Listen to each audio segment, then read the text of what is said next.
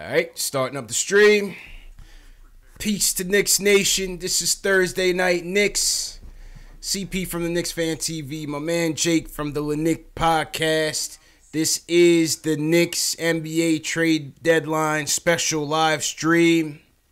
We didn't trade anybody. See you later. No, we traded somebody. Yeah, we definitely traded. Right. Oh yeah, it just didn't happen at the trade deadline. Just didn't happen at the trade deadline, man. But shout out everybody watching worldwide, YouTube, Twitch, Periscope, Twitter. Once again, this is the trade deadline special. Just coming on here a little bit, give you a reaction to what was a lackluster trade deadline. The NBA All-Star Draft is also going on at the same time, so we'll cover that as well. Give you a little quick reaction to that. Jake, how you feeling, bro? I'm feeling good today, CP. You know, just coming off a long day of hard work, and pretty exciting stuff, and pretty excited for this live drafting thing going on here. This is exactly what I said they could do last year. Should have done it last year. I thought they missed an excellent opportunity to get some money, and you know the league, you know Adam Silver, that's his deal. But yeah, finally getting televised this year, so we'll watch along, see what's going on. But relatively lackluster trade deadline for us. You know, obviously the KP trade was everything. Obviously the biggest trade by the deadline. But deadline day we didn't do much. Canner got cut. Wes Matthews got bought out, and Frank survived. So what's your take from those maneuvers there? I mean, everything made sense besides keeping DeAndre Jordan. I know that they want DeAndre Jordan to, quote-unquote, mentor Mitch, but it's not like, you know, Mitch can't do anything that DeAndre Jordan could do. It's not like DeAndre Jordan's this type of guy that has refined his game to the point where you can trust him to mentor a guy like Mitch Robinson. Yeah. Like, I think in everybody's greatest fantasy, Mitch Robinson can develop a jump shot and shoot a three ball or even shoot a mid range. I still think we need. I don't think he could start next year though. That's the thing with Mitch. I don't think Mitch can start next year. So I kind of wanted somebody. If DeAndre Jordan comes for $20 million less than he's making, I give him the vet minimum. You know what I'm saying? He's making $22 million. That's way too much. But yeah, I mean, there's no doubt about that. I'm not saying DeAndre Jordan can't be at least a decent fit moving forward, but But, yeah, I mean, just in terms of a tanking effort, it's a little disappointing to see DeAndre Jordan stay there because I think he definitely makes our team immediately better. I like DeAndre. He's a good player.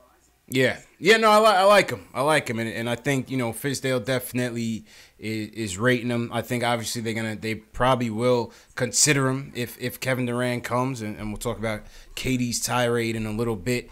But, you know, a lot of the moves, I didn't expect us to make any moves. Like you said, Vonleh was probably the most likely to get us back something that, you know, might be worth a little bit. But even he regressed past couple of games.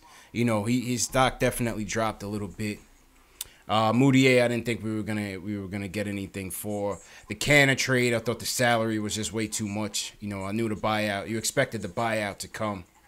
And Wes Matthews got bought out. He went to the Pacers. Good piece for the Pacers. I mean, the Pacers need some pieces right now after Oladipo. I mean, they looked like a very serious contender there for a while. Yeah. And obviously, I have a pretty close affiliation to them, as you can see. I'm rocking my IU Hoosiers today. But, you went to Indiana. You went to Indiana with Vonleh and them, right? And Oladipo and them. I used to call games for Vonleh when he was on the IU basketball game. That's essentially my first year in broadcasting. Yeah, that's what's Vonleh, Yogi Farrell, all those guys. Yeah, I called a lot of games for him. Oh, play-by-play.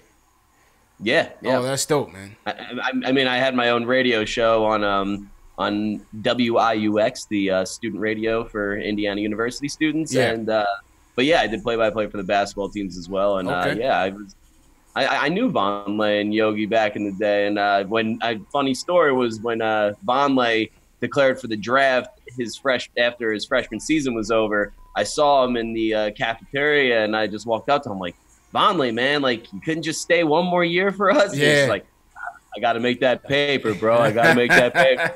Like, no doubt, bro. I got you. Yeah, nah, that's what's up, man. That's definitely dope. Somebody in the chat, Jamon Pascal, says he's a graduate at IU as well, man. So you got some fellow alums in the chat. Shout out to the chat. Shout out to the chat, man. On this last minute live stream, my cousin called me. He was like, "Yo, you gonna go live tonight?" I was like, it was a quiet deadline. You know what I mean? I didn't really feel like it, but then I was like, you know what? I'll just throw in a little hour. We'll give some people a chance to call in, weigh in on the deadline. There's still definitely a lot to talk about. Oh no, it's a lot to talk about, man. A lot to talk about. I mean, you know, it was a very slim chance that this AD trade was gonna go down, whether it was us or the Lakers. But obviously, AD stands firm in New Orleans. We know Boston is promising the Pelicans some sort of package in the summer. So basically, Danny Ainge is like, yo, listen, we're going to go through this playoff run with all my pieces.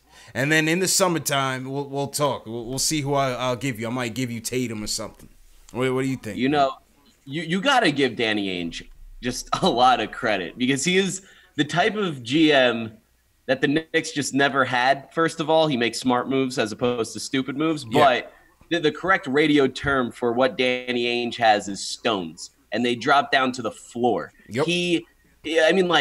AD's dad came out and literally said he doesn't want his son to end up in Boston. He doesn't trust Boston. He doesn't think they're a good business. But Danny Ainge just taking matters into his own hands, just like, I'm going to go out and try and get AD. If there's an opportunity to get a good player and I have a real chance of getting him for a deal that excites me, I'm going to take that chance and work on recruiting him to stay while he's in Boston. And the same goes for Kyrie, too. Like, it's not a guarantee that Kyrie's going to stay at this point. Yeah. And Danny Ainge is just putting all of his chips into the middle of the poker table. Yeah, you're right, man. You're right. You can't count out Ainge. You cannot count out Ainge. He's been an executive of the decade. I didn't think that, there was going to be any chance after AD's pops basically torched the bridge. But here we are. You know what I mean? Here we are. And I think it's going to end up coming down to, first and foremost, they wanted no parts of the Lakers trade. There was no way they wanted to give the Lakers what they wanted. No way. The funniest part about that is, like, if this is true, the Pelicans front office should be celebrated because, you know, LeBron was doing his trade deadline thing where everybody is trying really hard to where he's trying to trade his whole team, shopping his whole team to try and get any superstar to play with because he's not the competitor that Michael Jordan was, but that's neither here nor there. Mm-hmm. If the Pelicans seem to not have any interest at all in shopping AD to the Lakers, and Windhorst and Woj came out yesterday and they said essentially that the Pelicans were upset with the Lakers tampering with AD, trying to recruit him to come over there while he's still under contract with the Pelicans. Something that LeBron has gotten away with a lot throughout his career because he is LeBron James. And just to, declare psychological warfare on the Lakers, tried to get the Lakers to shop their whole team. And you saw it last night, 2 nights ago. Like, LeBron sitting 3 seats away from his teammates on the bench. The whole team seemed to have turned against him, and the Lakers are in disarray right now. So credit to the Pelicans because that was a crazy, crazy move. That was their end game. Yeah. They weren't going to give LeBron what he wanted, man. They were not going to give LeBron what he wanted, man. And speaking of LeBron, the All-Star draft is going on. We see a couple guys off the board. LeBron goes KD first, obviously. LeBron best goes, player in the NBA. Yeah, KD, LeBron, James Harden, Kawhi Leonard, and Kyrie Irving. The starters for Team LeBron. KD, LeBron, Kawhi Leonard, and Kyrie Irving. That's for Team LeBron. James Harden as well on that team. LeBron also picked Anthony Davis for the bench. Come on, man. It's over with, man. It's over with. What are we talking about here? LeBron's alternate motives are so on display right now. Like Giannis, this is what I love about Giannis. Giannis, he doesn't care. He wants to be he's got Milwaukee in first place in the East. He is his own person. He's his own all-star. He doesn't want to be the beta on another superstar's team. And he's just picking because he has his loyalties. Steph Curry picked him first last year. He's picking him first this year. He likes Embiid, the foreign players. He gets Embiid.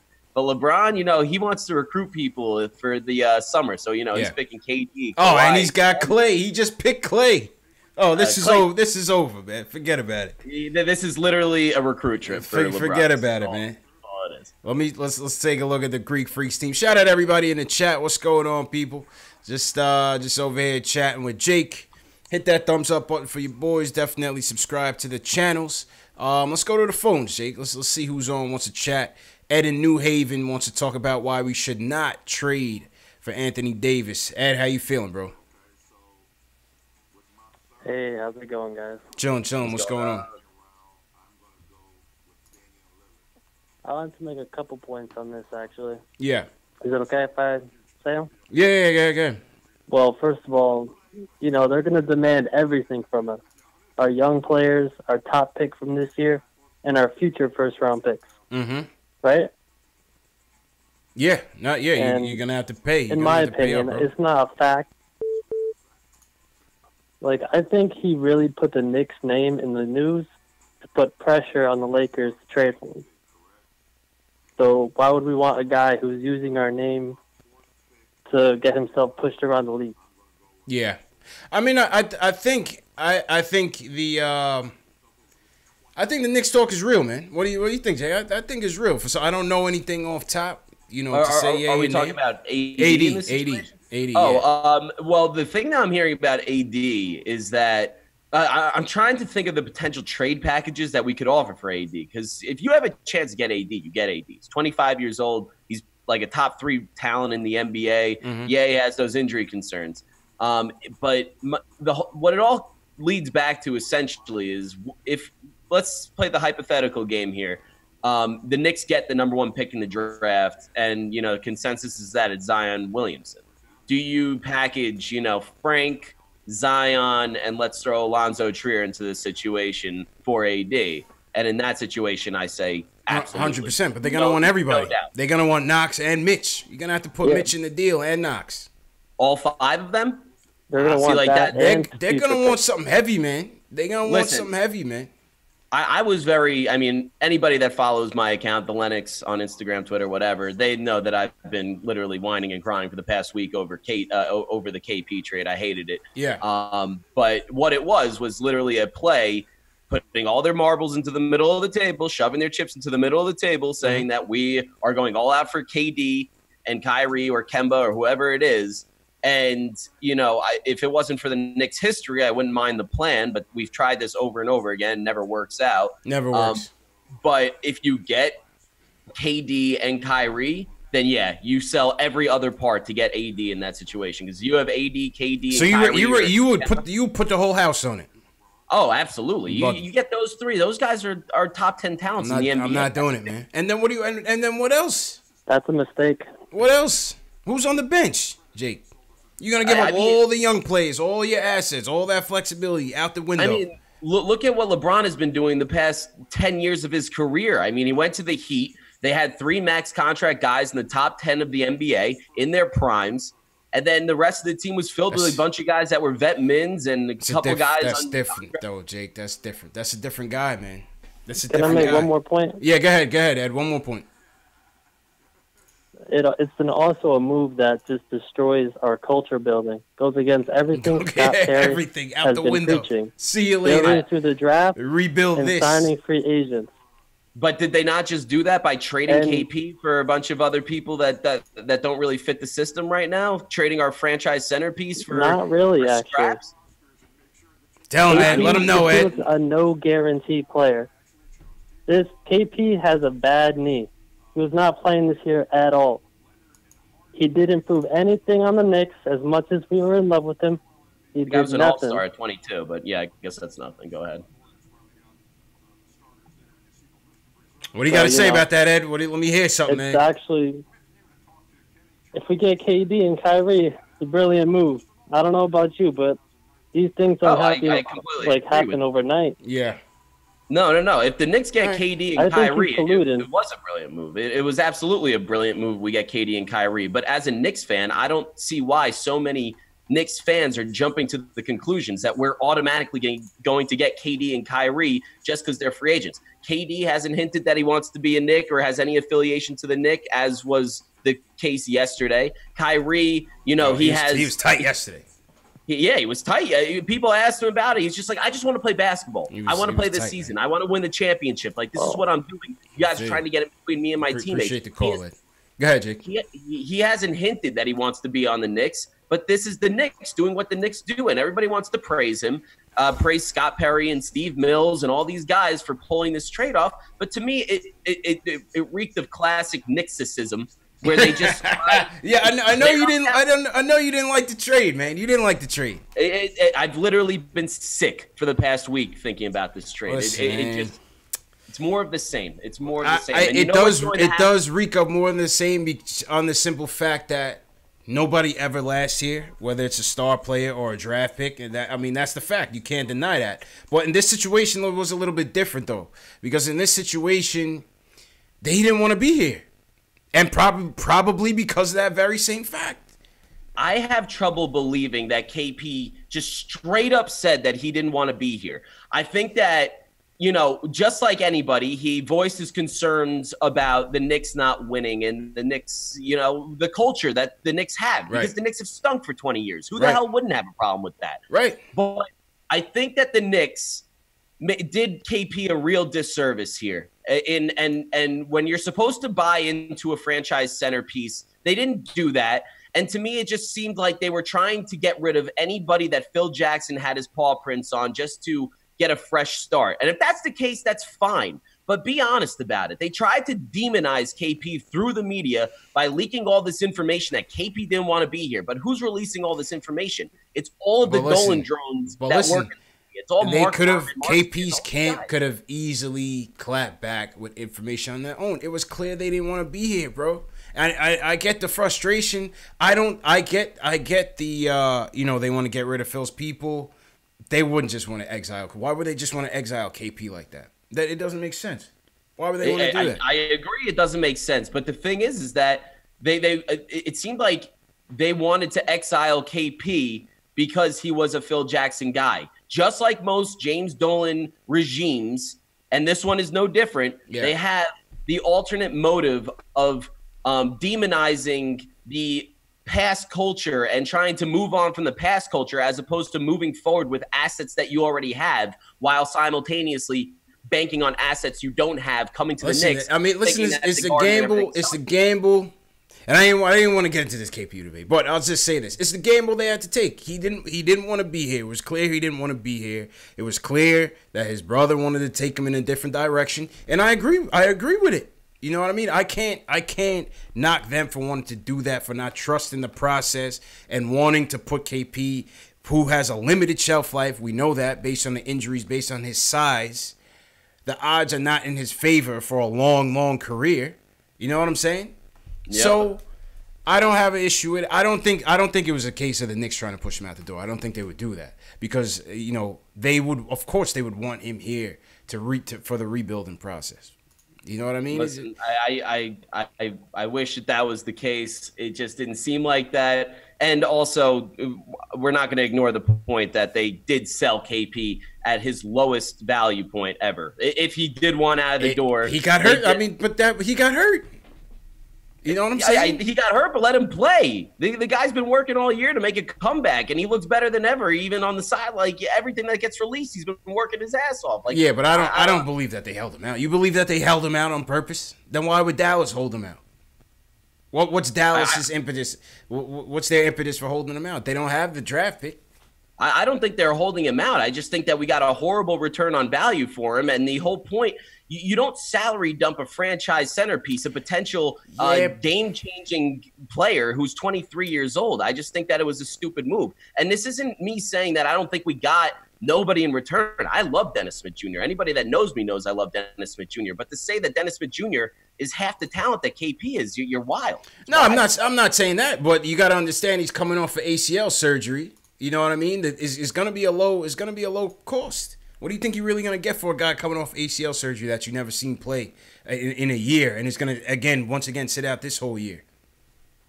I mean, there's been a lot of players in recent memory that has come back from ACL injuries. KD had an I ACL understand injury. That. I understand Westbrook that. had an ACL injury. I mean, there's a lot of players that come back from this. But, yeah. I mean, listen, a lot of Knicks fans are buying into the demonization of KP, and that's fine. They can believe in what they want.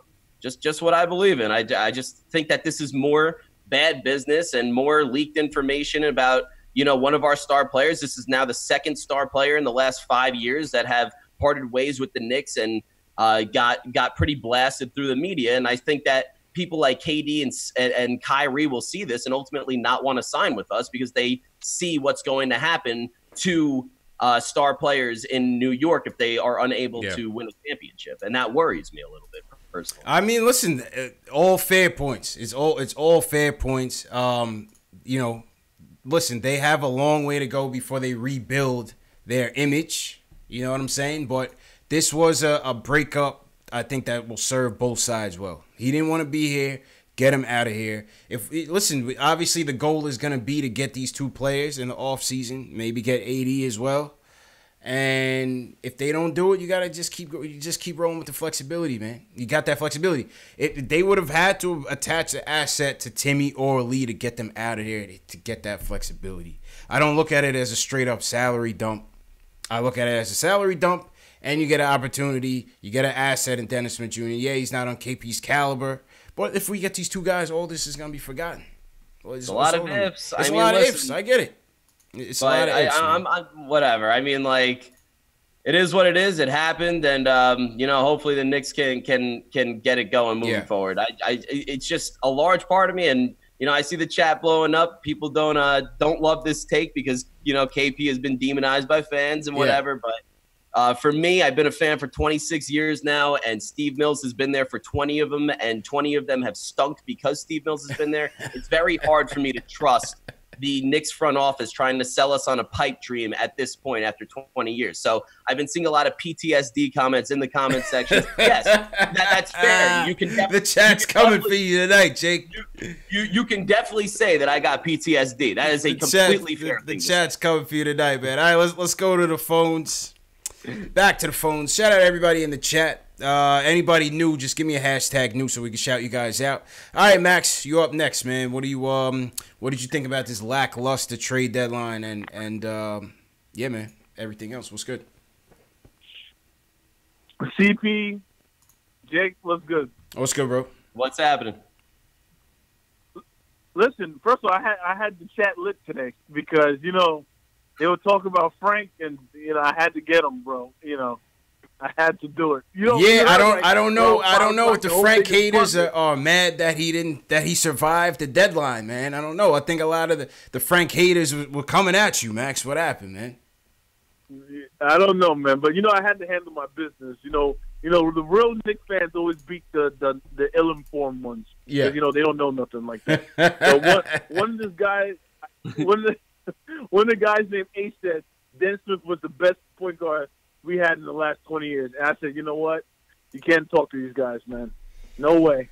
Dennis Smith shot 24 times and scored 25 points, which is cool. It's all right. And now he's the best point guard we had in 20 years. I mean, let's see, man. Going back to 2000? No, he's not better than Steph. He's got a long way to go. Stephon Marbury's better than him. Stephon Marbury is a lot better. Stephon Marbury was great. Yeah. Another guy that averaged like 20 and 7 for. Yeah, he averaged 18 and 8 about about that. Steph averaged about career. 8. Yeah. For like a career. Facts. Yeah, okay. Steph had an underrated statistical career. Just didn't win much. But yeah, go ahead. Yeah.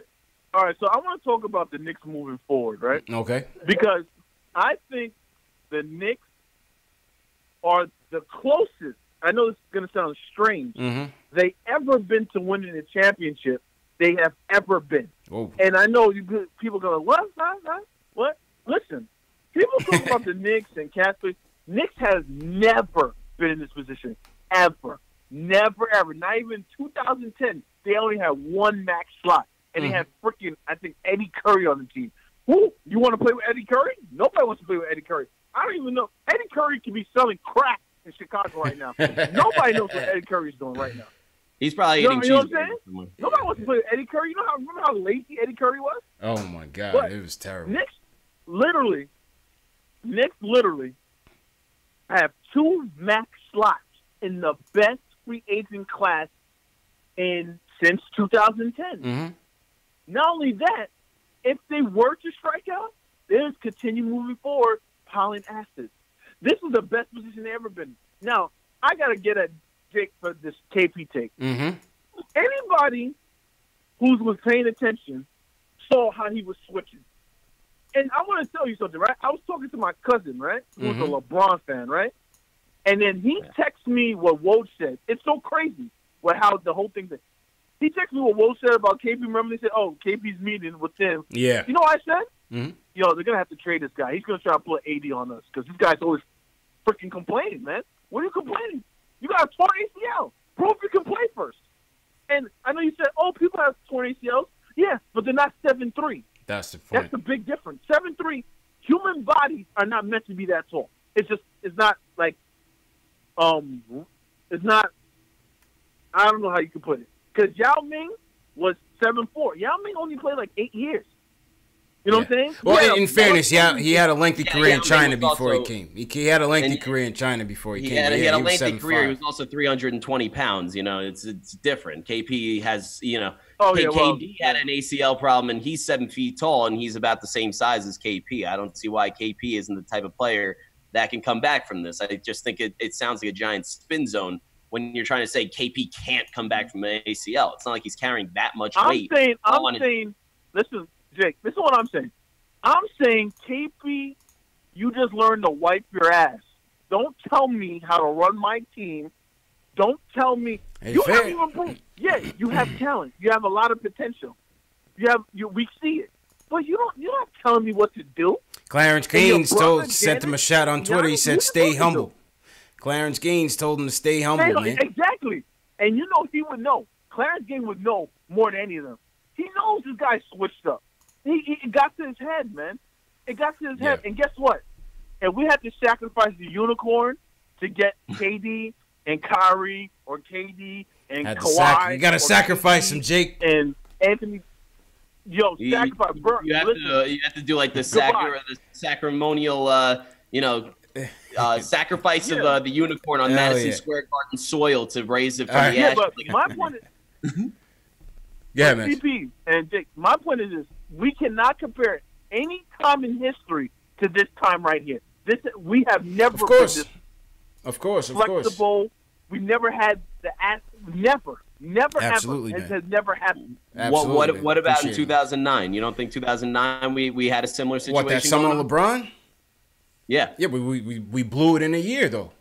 We blew it all. They went all that in the tubes in a year. Donnie Walsh did all that work to untie the knots. They wasted it on Amari. But they didn't waste it on Amari. They struck out on LeBron. Right. Well, they didn't either. They got Amari. They thought Amari would be enough of a selling point to pair up with LeBron. It obviously was not. Yeah. Then we were stuck with Amari and a bunch of like nice young players, Gallo, Wilson Chandler, Timothy Moskov. Like the whole team was kind of like loaded with a bunch of these nice young pieces that can move forward. And then Donnie Walsh was forced by James Dolan and Steve Mills to trade for Carmelo Anthony prematurely. Yeah, Donnie Walsh, I don't even think they had a first-round pick in that offseason after they got Melo. I think that pick was gone to get T-Mac and all those guys here when Donnie Walsh had to trade off Jordan Hill. He had to pair off a first-round pick. So we didn't have all our assets during that time. We didn't have all of our assets, but we did have a lot of assets at that time. Let's not undersell the assets that we had. And if we waited to sign Carmelo as opposed to trade for him stupidly by the hand of James Dolan and Steve Mills, we would have been able to have Amari Stoudemire and Carmelo Anthony alongside Wilson Chandler, Danilo Gallinari, Ray Belton, and the trajectory of the 2010s could have been a lot different if we didn't trade for Melo. But that's why Donnie Walsh resigned like a day after Melo. We traded for Melo because he didn't want to do that. This is the first time since they traded Patrick. This 20 years, Jake. This is the first time in 20 years we're basically starting with a blank slate, clean slate. And then some. No, that's a fact. I'll give you that. That's for sure. We got draft picks. We got young players. I mean, again, I like Dennis Smith Jr. I mean, if he's the guy that we got to move forward with now. But also to go back to it's Ed, right? Ed was the caller? Yeah, Ed was the first one. Yeah. Max was the next one.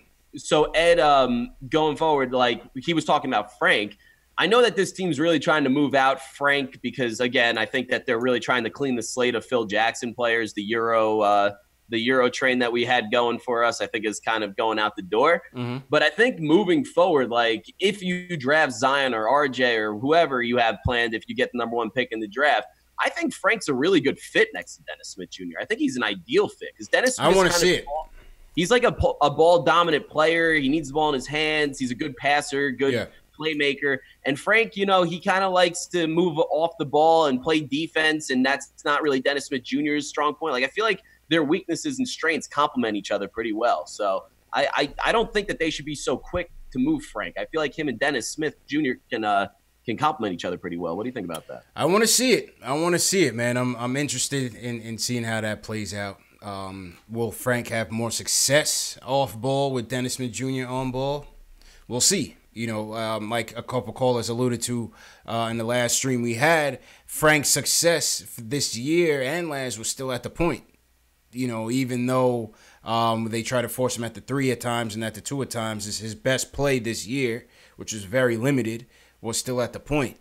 So let's see. Let's see what happens. But I think obviously Dennis Smith Jr. he's on the clock. We'll see what happens coming up in the draft, and we'll see if they can get it together. Once again, shout out everybody in the chat. This is a impromptu live stream. I just hit up Jake and say, you know what, let's get on and talk about the draft. Shout out everybody in the chat. If you're new in the chat, give me a hashtag new. Shout out to Jay, who's new. Ronaldo Reyes. We have Gertz Spirdovikis from Latvia. We got Latvia in the building, Jake. Shout out to the guy in Latvia. You're not forgotten. Yeah, man. Yo, there's people from Latvia still watching, man. We got people from France in here. Shout out to France in the building. Must be some Frank fans. You know what I'm saying? Vive la France. Vive la France. Absolutely, man. Absolutely. All right, let's go back to the phones, Jake. First up is Jermaine from New Jersey. He wants to talk about the future, and he wants to start ISO. Jermaine, what's up, bro? Hey, listen, Jake CP, what's going on? First time messing with y'all podcast, man. It's definitely good to hear some Knicks fans out here talking some real business. Of course, appreciate it. Let me just say this. I'm gonna just say this from Rip, man. It's times like what we're in right now in these last few years, which is why I really have a dislike for bandwagon fans, because these bandwagon fans are not living and dying with every trade rumor, with every release, with every signing, the way true Knicks fans are. And it's crazy how they come out the woodwork if and when we do get good. So for Knicks Nation, you know, keep on loving our team the way we loving our team, and we all know who's been there from day one. Yeah, man. So I'm gonna say that first. Second, I'm gonna say this. As it relates to AD, I wouldn't really put all our chips in the middle of the table and do any and everything possible to get him to the Knicks. First of all, he's injury prone.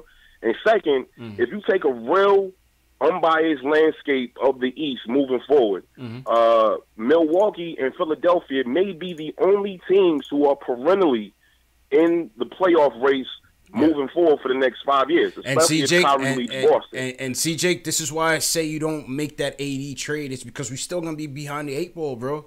All these teams, look at what Philly just did. Look at what Milwaukee just did. Milwaukee just picked up Mirotic. Philly just picked up Tobias Harris. They probably going to sign a max amount. They just picked up absolutely. They just got another guy. Who Philly just pick up again? They just picked up a wing. Name is slipping me. Somebody in the chat will bring it up. They just got somebody else. What's his name? They got another guy. Another rotation piece. They just got. I'm not saying we should give in all of our assets for AD. I said we should do that. This is my take. I mean, feel free to disagree. That's fine. It's all part of it. But I think that if we do end up getting a guy like KD and Kyrie, KD's 31 years old. So if we want to capitalize and win a championship with him, I think we need to shove our chips into the middle of the table. Now, I don't necessarily believe that we're going to get KD because a lot of people live in this fantasy land that the Knicks get every single free agent. We don't. We don't get anybody. We don't get anybody. Never happened. I don't know why anybody would go. Melo's the only one that wanted to stick around, man.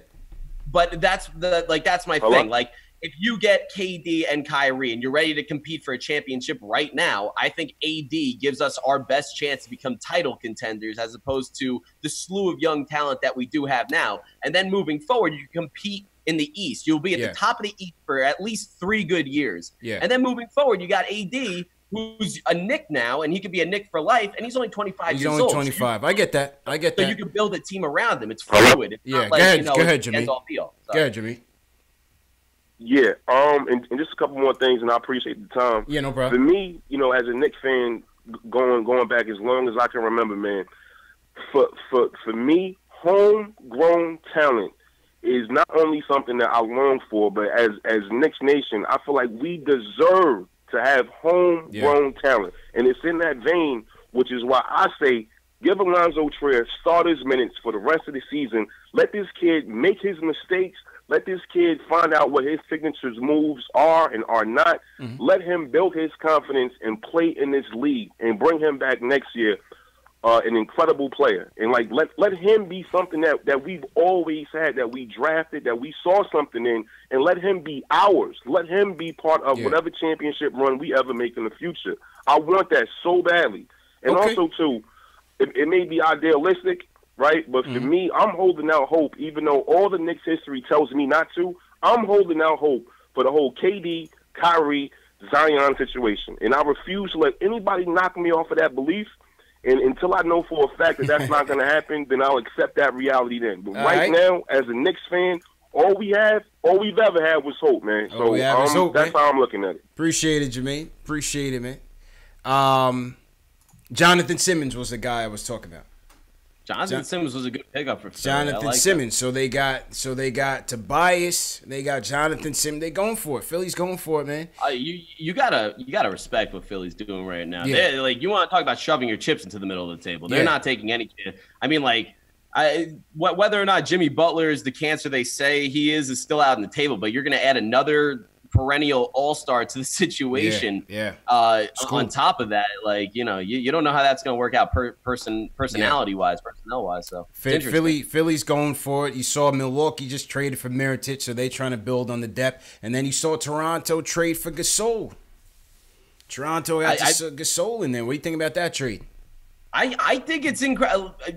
In terms of the Atlantic, because, us Knicks fans, I think we're so, consumed with how bad we are for so long that we don't, look at our division as actual competition. We kind of look at, the bottom of the NBA as competition to compete for draft picks with.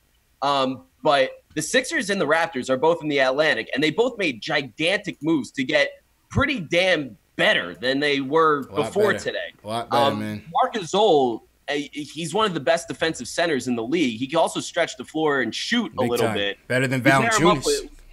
Much. Valanciunas stinks. Valanciunas had that one good year about 2 years ago that he fell off. Oh my God! Valanciunas is one of the most overrated players in the NBA. But you pair Gasol up with Kawhi, that's already a defensive, twosome that can wreak havoc. But then you also got Kyle Lowry, who's a player. You got Pascal Siakam, who's a player. These guys can ball, man. Raptors going to be good, man. So, no, I was actually talking about with some friends today. The Eastern Conference playoffs is going to get real juicy. It's scary, man. It's going to get crazy. Facts. So the All-Star draft is over with.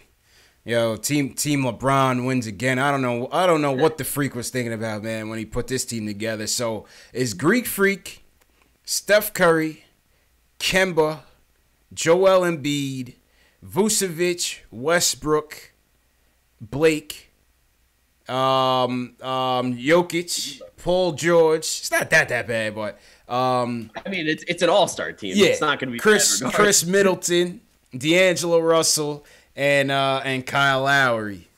I don't know. Damn, he got all the point guards on the team. He got 5 point guards on the team. LeBron doesn't want to draft point guards because he want to have the ball in his hands. So. Yeah, it must be, man. So let me see what team LeBron is looking like here. Oh, that's a player pool. Now LeBron's team is stacked, man. It's crazy. LeBron's team is stacked. It's LeBron, KD, AD, Kyrie, and Harden as the starters. No, AD's off the bench, actually. Go figure. AD's actually off the bench. Well, he was a reserve, so he's got to come off the bench anyway. Yeah. All right, here it goes right here. So it's LeBron, KD, James Harden, Kyrie Irving, Kawhi Leonard, And let me just make it a little bit. I mean, smaller. that four right there is the stupidest thing in the world. LeBron, Durant, Kawhi Leonard, and James Harden. Yep. Like that, you're getting the two best players in the NBA with LeBron and KD. Facts. You got the best defensive player in the league with Kawhi Leonard, and you have the best offensive player in the league with Harden. Like that's just a crazy combination of players. Then you got AD off the bench, Dame Dollars, Ben Simmons, Clay, Karl Anthony Towns, and D Wade as the ceremonial I'm washed up going into retirement pick. And then him and Dirk will get their ovation and change jerseys. I love the washed up pick-off between Dwayne Wade and Nowitzki. Yeah. Obviously Giannis got the foreigner, and obviously LeBron got his boy. Like, that's just how it goes. How did Luka Doncic not make this All-Star team, bro? It's a catastrophe. That's a travesty, man. It's not right. He definitely deserved it. But didn't he get voted in? I don't know what happened, because last I checked, he was leading. Yeah, I think he was like second to LeBron in votes, and then all of a sudden it fell off or something. But from a stats standpoint alone, the guy deserves it. I mean, the guy's been unbelievable. Man. Oh my God, he's mind-blowingly. Facts. Let's go to North Dakota, man. I'm cold just thinking about that. Marshall, what's good, bro? You want to talk about DeAndre Jordan and the deadline? What up, brother? Yo, Marshall, what's the weather like in North Dakota right now, man? Oh, it is -6, and it feels like -31. It's cold, brother. Wait. That's Fahrenheit? Even still, if it was Celsius, it'd be worse, Jake. Oh, my God. Oh, man, if I can send you guys pictures, yeah, you guys wouldn't, yeah. Say that again, -6? -5? Yeah, -6, but it feels like 31 with the wind chill. Oh my God! Oh my God! Man, I was hearing about that part. Like, about a week or two ago, they said it was -70 with the wind chill. Jesus, that's crazy. Oh yeah, dude, it was horrible the last couple of days ago, but it was all right. But you're out here long enough, you learn how to deal with it. You know what I mean? So. Yeah, of course, man, of course. All right, so what's your point, man? I just have some general questions, man. So, okay. So I've been listening to you guys' YouTube station here for about a month, and I think it's the best YouTube channel out here for just NBA and just for Knicks news and everything like that. So I like how you have the setup going. I don't think anybody else on YouTube has a good setup like this. So you guys just keep doing what you're doing, and then hopefully you get more subscribers. So I'll definitely be a subscriber. Appreciate it, for man. a long time, brother. So appreciate that, Marshall. Hey, no problem. And then second general question, I think DeAndre Jordan, Knicks keeping DeAndre Jordan's a good move. Mm-hmm. I like that he's a veteran. He's been in L.A. He has the experience of the bright lights, of a major, metropolitan city. So he's going to be able to handle, the bright lights of New York and hopefully be able to attract other talent towards New York. And I'm just a hopeful Knicks fan for the future with these young players and everything like that. So I'm always positive about the New York Knicks. It's just, and it goes back to, like you said, it's building a culture and everything like that. And I believe that also with building a culture, you have to sell the city, just like LA sold LeBron. LeBron had a house out there. He was doing like all his off the court ventures. Mm-hmm. So I think maybe if we had somebody to sell off the court ventures and like really get somebody to sell their brand, in New York and like expand their footprint, that will be a major win for attracting high dollar, high value, targets as far as talent and everything like that. I don't know. Because you always talk about culture. Not only anybody's ever talked about selling the city. Like they sold LA to LeBron versus like Miami, you know what I mean? Because it was Miami. They had Dwayne Wade down there. They had the city, bright lights, That's nice true. weather. I think all that stuff like that. You know what I mean? Yeah, I hear you, and appreciate the call, Marshall. Stay warm out there, man. Definitely stay warm. I think the difference is, Jake, is a couple things. I think LeBron already had aspirations of being in the entertainment business. He had his own production company. He's got Mav Carter running that whole thing. They have the agency business, which Rich Paul is making, which I'm sure LeBron is getting a kick out of everybody's contract that is on the Clutch Sports right now. You know what I mean? Which is funny. So he already had those aspirations, but I think for here, it's got to be about basketball, man. It still has to be about basketball. Like these dudes, they know what New York is about. Some dudes don't want it. you know, you heard Paul George say it. Paul George was like, yo, I'm good in OKC. Even J.R. Smith said it. You know, even though Joe couldn't know it with his weak ass. It was like, oh, New York is too lit for me. You know what I'm saying? You know, I had to throw a little elbow. No, I can't stand it. I like it.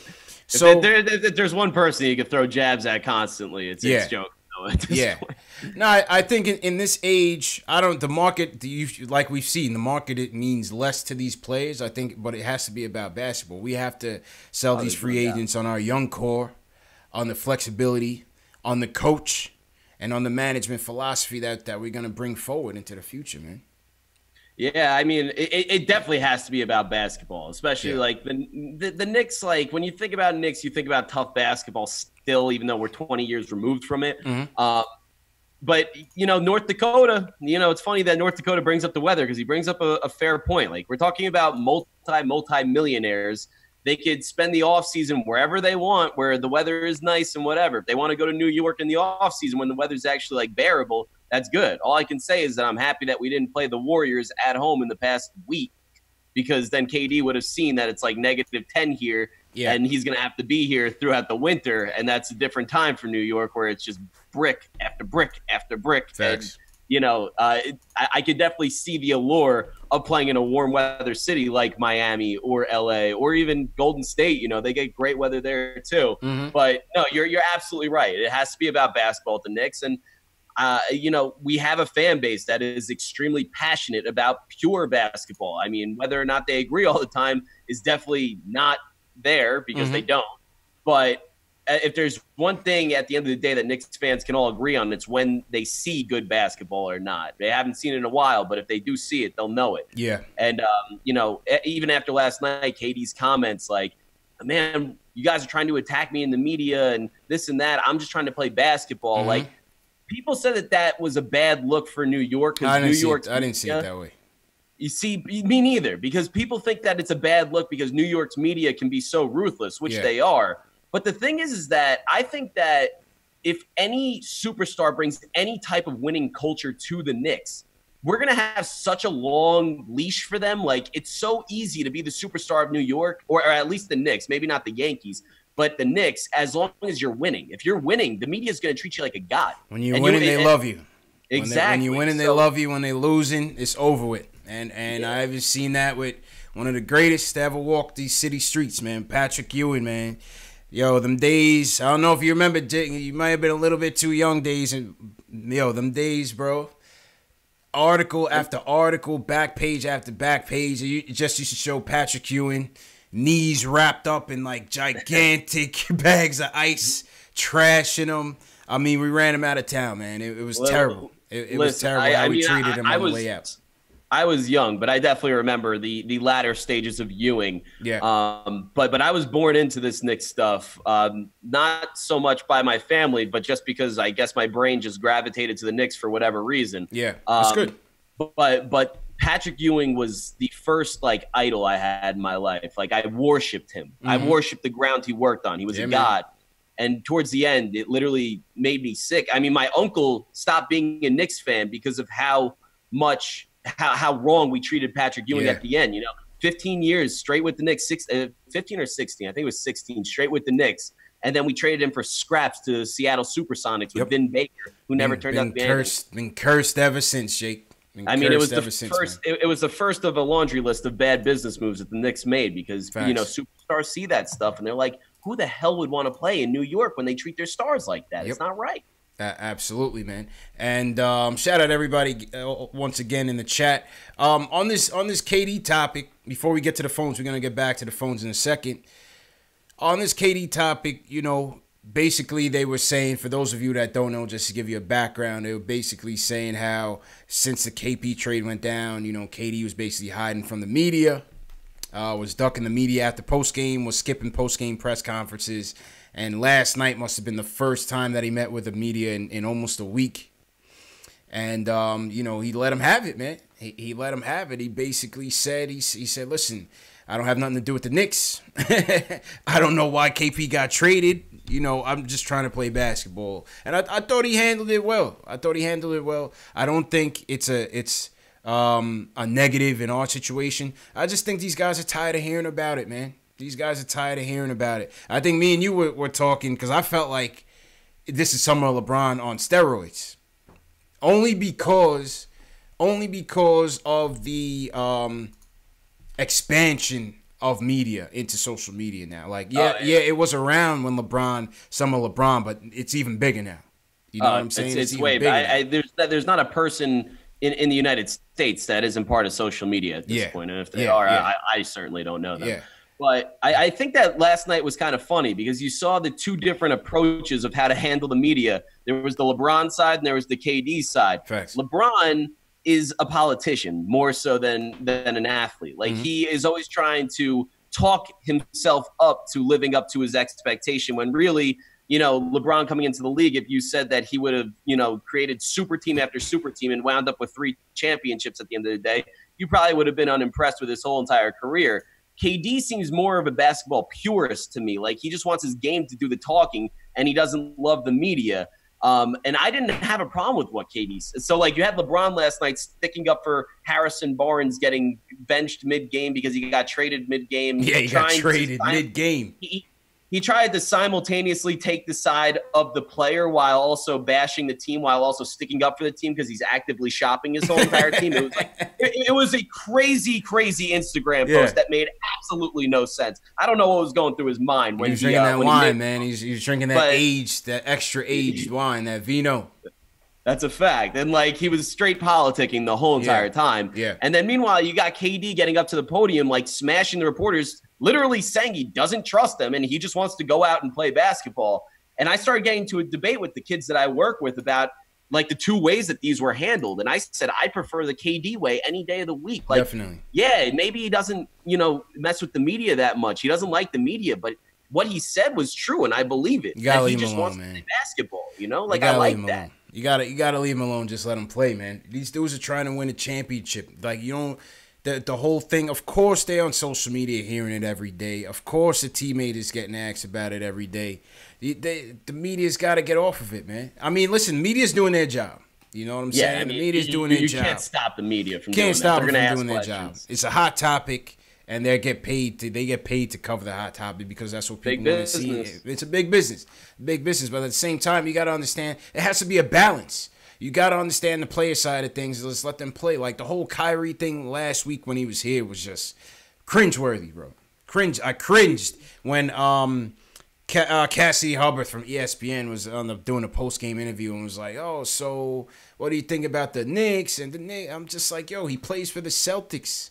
Like, ask him about his team. Yeah, right. Like, and that's honestly what turns people off to the Knicks, I think, in this weird situation because they get asked more about the Knicks than they do about how do you think about Draymond Green? Is his shooting ever going to come along? Like, and instead of like being able to stick up for his teammates, he's forced to talk about a team that he's not a part of.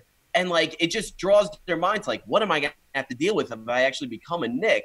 And like, obviously media, they get paid a lot of money to stir controversy. Controversy sells. Controversy sells, bro. And without selling, you don't get newspapers, you don't get radio, you don't get TV, you don't get any of this. So when you sell controversy, you get your content and everything. But it turns these players off a little bit. And it's part of the problem with everything because New York's a major media market, and they're going to try to make it like everything is centered around New York, even if it has absolutely nothing to do with New York, as we saw yesterday. True indeed, man. Well said. All right, let's go to the phones. Back to the phones. We'll finish off with we got a couple calls in the deck, so just keep it quick. Delano's up first. What's good, Delano? Let's talk about AD. Hey, what's going on? How's everybody doing? Chilling, bro. How you feeling? I'm good, money. You know what I'm saying? Listen, about the Anthony Davis thing. I know. I think it was Jason, or I can't remember the homie's name that was calling. But no, I think if we had the opportunity to trade for AD, and maybe using the first round pick, I would do it because the one thing that Anthony Davis never had was sufficient help. You basically, you know what I'm saying, had him and Drew Holiday, and that's it. If we had the opportunity to get him along with Durant and another top-flight free agent, then you've given him more help than he's had in his whole career. So you taking that pressure off of him. So the injury-prone situation, that's not going to be something that's reoccurring. with you look at what happened with Porzingis. Porzingis was coming off, an All-Star year, but who was his second? Who was his second in command? Who was his next guy? It was Tim Hardaway Jr. And he was coming off an injury, so his games that he would have to single-handedly keep us in games. So I wouldn't immediately write off a trade for Anthony Davis as long as it wasn't something unreasonable. Like if you're telling me like the first pick in the draft, because we really don't know what Zion's going to be. We have a lot of aspirations. We have a lot of speculation, but we don't know what he's going to turn out to be. He could be LeBron, or he could be Kenneth Faried. Yeah, you know what I'm saying. We don't know what he could be Anthony Bennett. So there's a whole bunch of things that he could be. Yeah, So there's no guarantee with him, but at least with Davis, you know what you're getting. You know what I mean? Okay. To a degree. So but I'm loving. It's funny. I'm loving the fact that we got rid of Cantor. It was time, man. Thank God. I think that was 100% time. Yeah, absolutely. Cantor needed to go. He needed to go, man. I was tired of him. The antics was ridiculous, but I find it funny that he was the one that was talking heavily about recruiting KD, and you're the goner. But now that was the whole funny thing. It was like he was always talking about KD to the Knicks. It was like, come hella high water, you have to leave for this to happen. Yeah, but we got DeAndre Jordan, and honestly, our future does look a little bit brighter. Even my thing is this. Even if we don't get everybody, didn't it feel good against Memphis to see that every single Knicks player played defense? It was good to see the effort. It was good to see the effort. I'm not gonna lie. I would love to see the effort with KP here. You know what I'm saying? I'm not gonna lie. I would have loved to see it with him here. Oh shit, my fault. If we had kept him, it'd have been great. But even with that, there's a sacrifice you got to make. Because look at what we did. We got rid of 2 contracts that we needed to get rid of. Yeah. And Hardaway Jr. and Courtney Lee. We've been saying that for the beginning of the season, that we need to get rid of those guys. And we got rid of them in one fell swoop. So, like I said, maybe it's not what we wanted, and trying to resurrect our franchise with keeping KP, but a sacrifice had to be made, and I got to live with that. You know what I mean? I got you. But at the end of the day, like I said, I'm happy with the way the fact that that people are actually looking at us and taking us seriously, because we wasn't getting no interviews. We got turned down for interviews. Yeah. For free agency. Now it looks like people are looking at us and hey, I might want to come play for the orange and blue. So I love it. You know what I mean? Okay. I appreciate the call, bro. Appreciate the call, man. Hey, man, keep doing your thing. I love the show, man. Appreciate you, bro. Always appreciate the support, Delano. Isaiah's with us. Isaiah, what's good, man? Wants to talk about the Cantor buyout. How you feeling, bro? Hey, what's going on? What's going on, Knicks fan? What's going on, Jake from State Farm? Stop it. I was waiting for somebody to come with the Jake from State Farm. On my personal Instagram account. Man, I was ready, man. on my personal Instagram account, on my handle, I wrote @State Farm, ruined my name. It's all good, man. It's all good, bro. All right, Isaiah, what's good, man? Make it quick. I gotta eat dinner tonight, man. Oh man, listen, it's Ennis Cantor. Yeah. We got rid of him. He was. I'm glad that happened. Now we can fully, we get some guys with some 10-day contracts. Now we can, embrace the culture. We actually, it was crazy. People haven't been noticing. We've been playing a great defense. We've been keeping people under 100 points. It's just we haven't scored 100 points. Right. Oh man, but, we haven't scored 100 points in decades, man. Yeah, so we're playing better defense ever since Cantor's been sitting. I'm excited for free agency. I wish the media would stop talking to Kevin Durant and Kyrie Irving, because I feel like, it's annoying, man. Like Jake said, I said it's annoying. They need to let it go. Yeah, like Jake was saying really earlier. Listen, let these guys just play ball, because I do feel like we're in the play for them.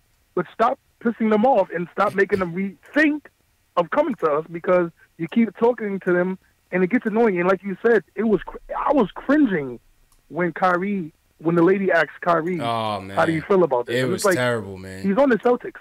Yeah, it was I mean, terrible. come on now, man. you're just making. Where's Rebecca Hall when you need her? Oh man, And it's I'm like, telling you, bro. and it's just cringeworthy because, like, dude, and now you have KD publicly saying our name, not in a good way, to a certain extent, but it's like, dude, media, let it go. They gotta let it go, man. January 1st, we will see what's going on. Facts. And July then, like 1st. I said, I think we're in play for them, but stop pissing them off. True, let them play basketball and let the chips fall where they fall. True indeed, man. All right, Isaiah, appreciate it, man. That's a fact, Jake. That's a fact. I don't think it hurts our chances, but it's just like, leave us out of this, man. I definitely think it doesn't help our chances. Like, I agree that it may not hurt our chances. I mean, chances are that these guys are completely aware of what New York is and what comes along with it before these questions even surface. Mm-hmm. But, it brings negative attention to the Knicks. When, exactly.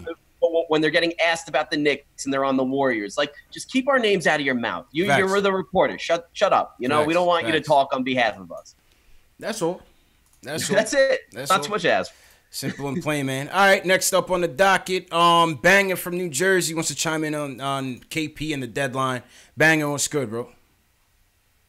Yo, what up, CP? What up, Jay? How you feeling, bro? What up?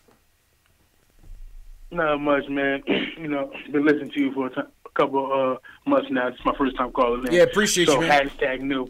Hashtag new. There you go. Welcome to the show, bro. So this one I want to chime in and be quick. Yeah. Love that Kenta's call. He was annoying. Yes. And when the caller, like, anybody that's a Knicks fan, right, should know better than to say what he said. What guard, and this is dead ass, what guard have we had? Don't say Stephon Marbury neither. It's better than Dennis Smith Jr. And if you're just talking about talent, then yeah, it's going to be Steph. If you're talking about wins, then of course not. If you're talking about talent, then it's the last good one was But Steph. I'm talking about the skill set. Like the skill set.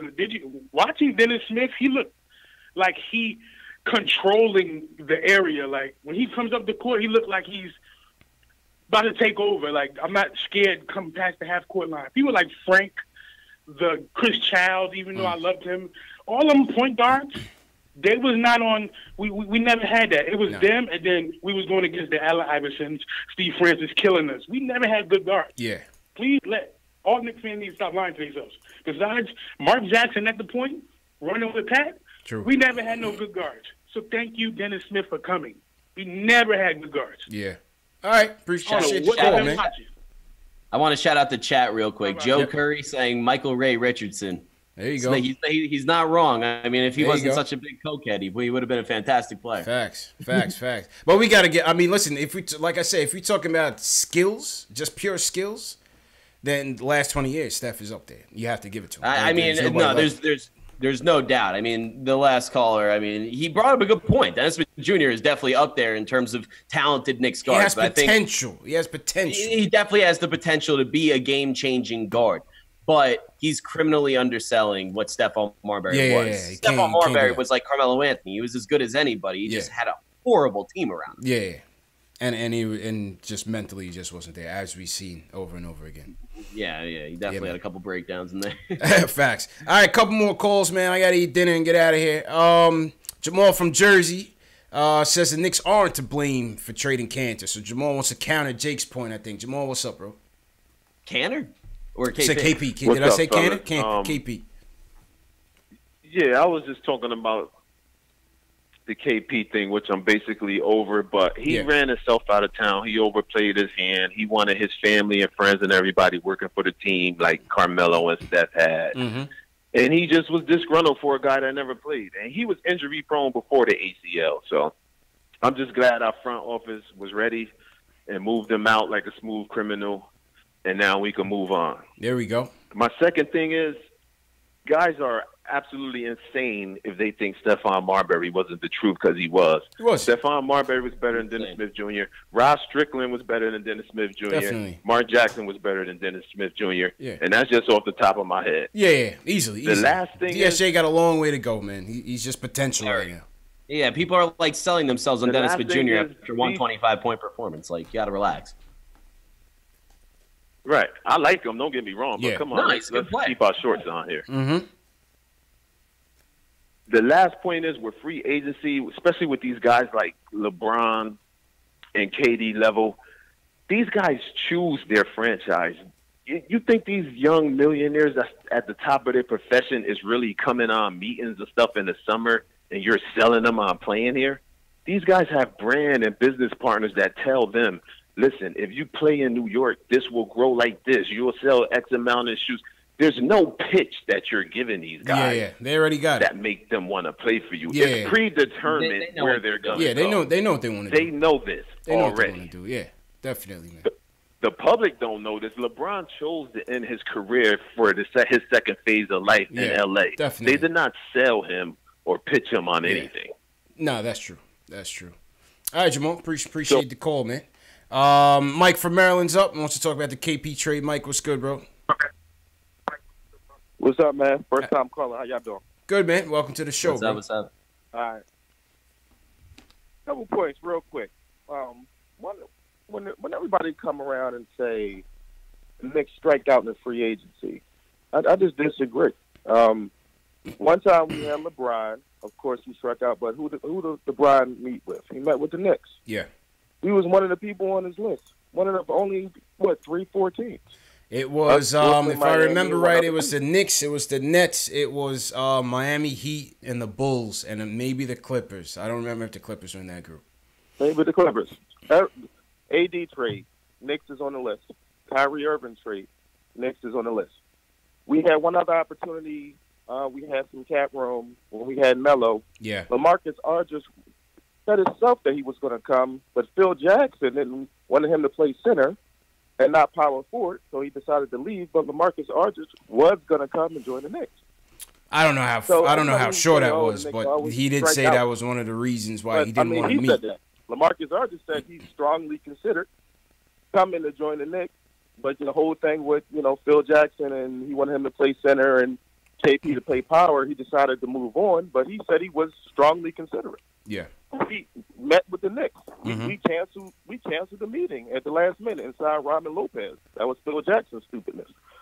But he canceled the list. Every free agent that ever was available when we actually had cap space, we had meetings with. That's all you. Yeah, but Mike, I need signatures, Mike. I need signatures. No more talk, man. But how many opportunities have we had? We need to cash in now, man. I remember in my lifetime. We need to cash in and appreciate the call, man. Jake, we need signatures now, man. That's what I'm saying. Like, enough talk.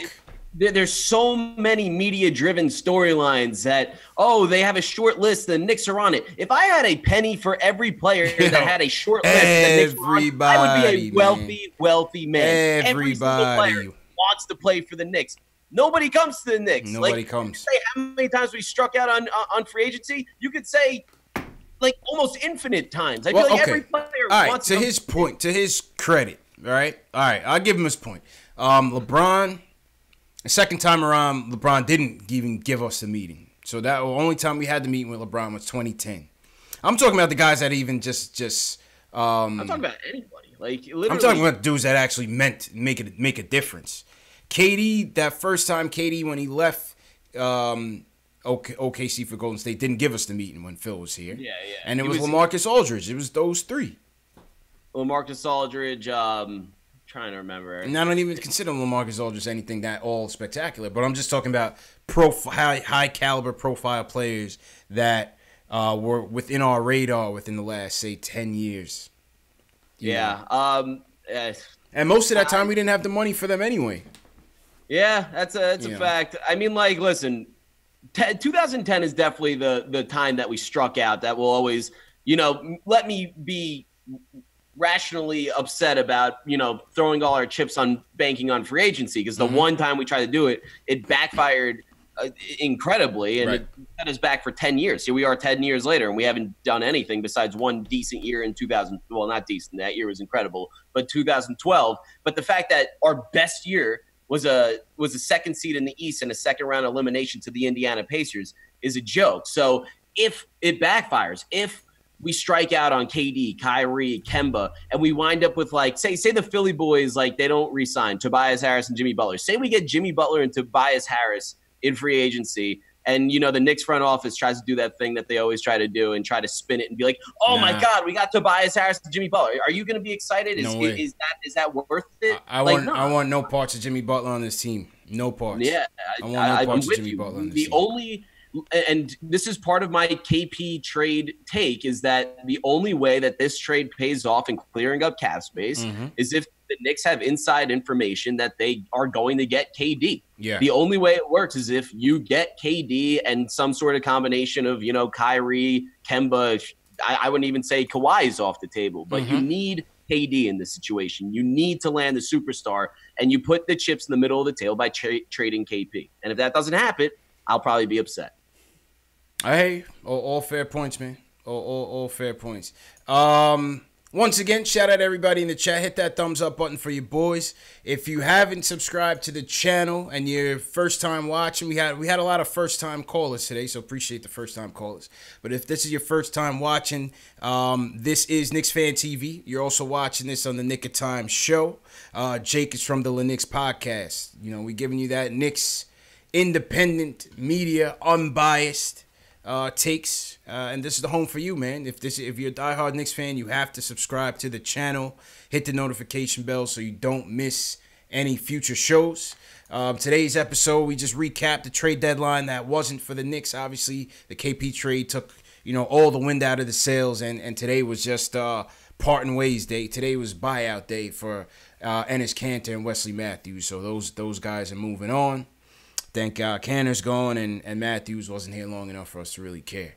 So, yeah, man, that's the story. These shows are also available in audio format. For those of you going to work tomorrow, you missed today's show. It's in audio format, Spotify, Google Play, iTunes, Stitcher, on the KnicksFanTV. We also replay these shows. For those of you that want to chat live with other Knicks fans from around the world, these replay into the morning and into the next day. So you'll have an opportunity to still watch this on a replay, but still chat with other Knicks fans. All right, Jake, let's take two more calls and then we'll cut out.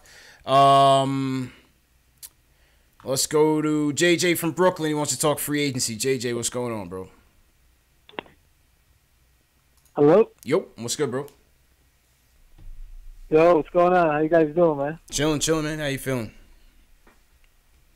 Good. Just wanted real quick, I'd rather do in free agency. If we're not getting, Kyrie, Durant, I'd rather just save the money. Maybe next year we get some free. Actually, never mind. I'm looking at the free agent class the following year. The best one is like Draymond Green. Never mind. No, I want no parts of that. I'd rather do nothing though. I don't want to spend it on. But remember, with the cap space, Jake, you could use some of that cap to trade for a guy. Or trade for a pick. You have some flexibility still. Yeah, then we're going to have to give up our young pieces, You have some flexibility still. What about like a Bradley Beal? What do you guys think about like a Bradley Beal? If you could get him on a decent... Yeah, then we're going to have to give up assets, Yeah, you're going to have to give up a couple, but you're not giving up the number. I love pick. Beal. I would trade for Beal in a heartbeat. If we can get Kyrie and KD, instead of going for AD, maybe a Bradley Beal, maybe a cheaper trade, and still improve the team. You know what I'm saying? I mean, like, if you... I love Bradley. I've been on the Bradley Beal fan club for a long time now. Yeah. I think that... I think he just got paid a lot. And I think he's worth the contract. It just depends on what you're going to have to give up for him. Like, it's not an AD situation where, you can afford to break the bank for him a little bit. Like, I'm not trading the number one pick in the draft for... No. Absolutely not. Yeah. Absolutely. I think it would be a cheaper alternative to going after AD and not having to deplete your whole roster for him. Alex Collins in the chat just said exactly what my list would be: 1 AD, 2 Damian Lillard, and 3 Beal. I think the Portland Trailblazers would listen to offers for Dame Lillard. No, I'm only saying Beal if we get the two. If we get the two heads and you're trying to get another upgrade, I would potentially explore Beal. I wouldn't bring Beal by himself. Nah, hell no. No. No, there's no doubt though. Beal's an interesting prospect if nothing else. Yeah.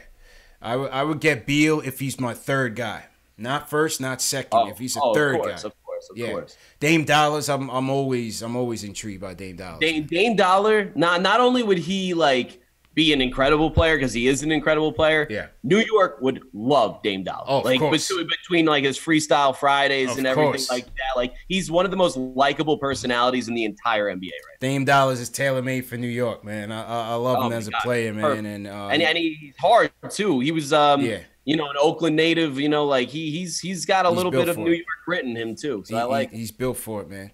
All right, Jake. Last call of the night.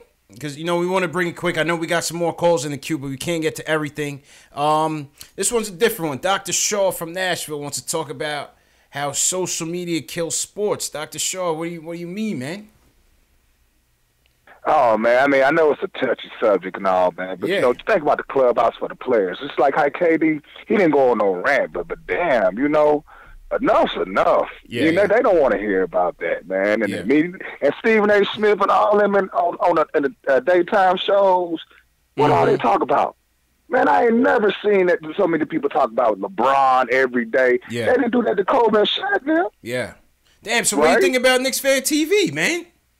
I mean, no. I mean, not, you know. I die orange and blue in Nashville, man. Trust me. All right, cool, cool. I love y'all. You know what I'm saying? But it's just like you know how the social media is. Of course. Clown each other.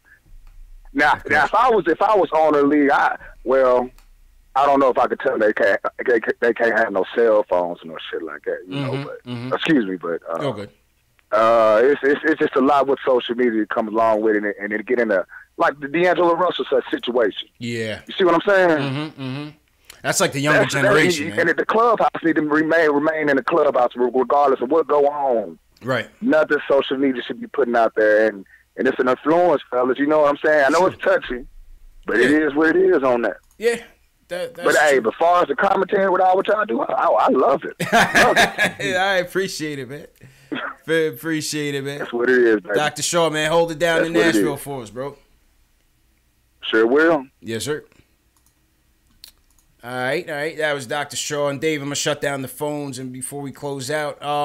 Yeah, I mean, listen, he has a point, right, Jake? I think the social media is a double-edged sword. I think it sometimes it could be information overload. As players, obviously we're not in the player's shoes, but obviously as a player, where your every move, your every thought, your every assumption is scrutinized, overanalyzed, embellished. You know what I'm saying? It could be a detriment. Yeah. It could be a detriment. Oh, no, there's no doubt that the social media time that we're in right now is it adds a new dimension to sports. I mean, I can't say that it ruins it necessarily, just because, like, you know, you personally can get off of social media if you are so inclined to. All these NBA players, if they wanted to block out the noise, they can literally block out the noise. They can shut off their social media. They choose to be a part of it, and it's part of the game at this point. I mean, whether you're promoting your businesses, promoting yourself, whatever it is. But I don't think it's as hard as people make it out to be to not be a part of this social media thing. I think that we all want to be a part of it. So collaboratively, we are a part of it. You know what I'm saying? Part of it, man. But all a part of it, man. And, you know, listen, as long as we doing it to promote good, we're promoting the Knicks. I look at myself as an extension of the team, a promotion of the team. They don't get the fans involved like we do. You know what I mean? This is what KnicksFanTV is all about. It's all about building a community of fans to get their point across on the team. Because we are an extension of the team. You know what I mean? We are the sixth man. We pay for the seats. We pay for the jerseys and all the memorabilia. We ride with the team, blood, sweat, and tears. You know, 10 wins and all, tank and all. That's what it's all about, man. But good show, Jake. Good show, man. I'll let you sign out. So, you know, promote your shows. Let them know where they can find you at, man. All right. Well, we're going to be teaming up with CP and KnicksFanTV. My brother and I will be coming live. Our podcast is going on YouTube Live shortly. We just figured out all the technology, so give it a week or two. We will release our first videos. You can subscribe now, get your early access. The Lennox, that's LEKNICKS. We're going to be on YouTube Live, and we're going to have an audio version on SoundCloud, TuneIn, Stitcher, Apple Podcasts, iTunes, so wherever you want.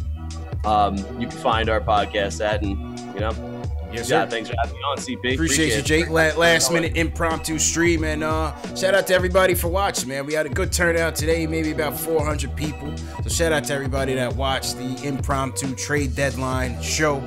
Tomorrow night, JLs will be back. Knicks Pistons post game live right here on KnicksFanTV, right here on the Nick of Time show at 10 p.m. Eastern time. Friday night Knicks as usual. The merch is up. For those of you that have been copping merch, copying your Mitch Please tees and hoodies and all that, there's a link in the video description to the merch. Shout out to everybody who's been supporting on that light. And once again, man, this show is available in audio format for those of you who can't watch it on YouTube whenever at your convenience. It's on Spotify, it's on Google Play, it's on iTunes, it's on Stitcher, on the KnicksFanTV. So definitely check out the show in audio format. Follow me on social media, man. KnicksFanTV, Facebook, Instagram, Twitter. I'm on all three actively, so whichever we use the most, hit us up. The Twitter group is going well. Shout out to everybody who's in the Twitter chat. I'm going to open up another one. I think we reached the max, which is 50. So I'm going to open up another one. The way you get into the Twitter chat is share this show on Twitter with the hashtag PostGameNYK. It's coming across the ticker right now. PostGameNYK. Share this video on Twitter with PostGameNYK is the hashtag, and I'll throw you guys in the Twitter group tonight. All right, so until then, man, I'll see you guys tomorrow, man. Peace.